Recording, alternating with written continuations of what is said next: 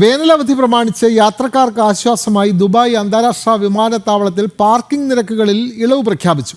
ദീർഘകാല പാർക്കിങ്ങിനാണ് ഇളവ് ലഭിക്കുക. പുതുക്കിയ നിരക്കുകൾ ചൊവ്വാഴ്ച മുതൽ 2 ആഴ്ചത്തേക്ക് നിലവിൽ വന്നു. ഏറ്റവും കൂടുതൽ യാത്രക്കാർ ദുബായിൽ നിന്ന് പുറത്തേക്ക് സഞ്ചരിക്കുന്ന മാസം എന്ന നിലയിലാണ് ജൂണിൽ പാർക്കിംഗ് നിരക്കുകളിൽ ആനുകൂല്യം പ്രഖ്യാപിച്ചത്.